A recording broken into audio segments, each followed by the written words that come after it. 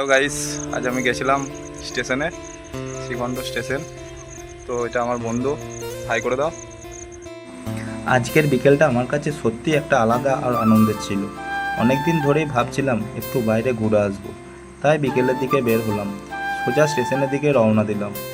আবহাওয়াটাও বেশ ভালো ছিল, হালকা বাতাস বইছিল। মানুষজনের ব্যস্ততা দেখে মনটা একটু চাঙ্গা হয়ে গেল।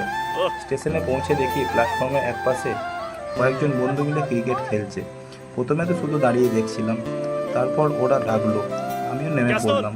ব্যাট হাতে নিয়ে ব্যাটিং করলাম, নিজের মতো করে কয়েকটা শট খেললাম। সবাই হাততালি দিচ্ছিল, খুব ভালো লাগছিল। পরে বলও করলাম, খেলাটাও বেশ জমে উঠল। নতুন বন্ধুদের সাথে খুব অল্প সময়ে দারুণ একটা সম্পর্ক হয়ে গেল। এভাবে প্ল্যাটফর্মে ক্রিকেট খেলা আমার কাছে একেবারেই নতুন ছিল, কোনো বড় পরিকল্পনা ছিল না, কিন্তু হঠাৎ করেই বিকেলে এত সুন্দর স্মৃতিতে ভরে উঠল যে ভাবতেই পারিনি। খেলাধুলার মাধ্যমে যে এত আনন্দ পাওয়া যায় সেটা আবার নতুন করে টের পেলাম। খেলা শেষ করে সবাই মিলে একটু গল্প করলাম। তারপর সন্ধ্যা নামতে শুরু করলো, আকাশের রং ধীরে ধীরে বদলে যাচ্ছিল, স্টেশনে আলো জ্বলে উঠছিল। এই সুন্দর মুহূর্তগুলো ক্যামেরায় ধারণ করলাম, যাতে তোমাদের সঙ্গে শেয়ার করতে পারি। আজকের এই ছোট্ট ভ্রমণ আমাকে মনে করিয়ে দিল যে আনন্দ খুঁজে পেতে সবসময় বড় কোনো পরিকল্পনা দরকার হয় না।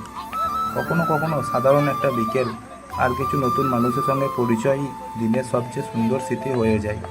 ভিডিওটি যদি ভালো লেগে থাকে তাহলে অবশ্যই একটা লাইক করবে, কমেন্ট করে জানাবে কোন মুহূর্তটা তোমাদের সবচেয়ে ভালো লেগেছে। আর এরকম আরও ব্লগ দেখতে চাইলে আমার চ্যানেলটি সাবস্ক্রাইব করে পাশে বেল আইকনটি অন করে রাখো। দেখা হবে পরের নতুন ব্লগে। সবাই ভালো থেকো।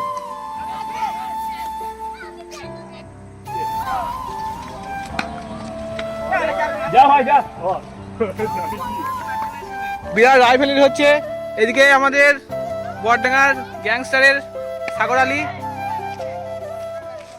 বনাম কেশব সর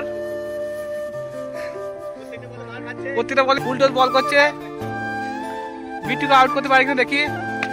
বিট্টু তো সব করে ঠিকই দিল, একটা যদি ডট করতে পারে তাহলে কেশব উইনার হবে।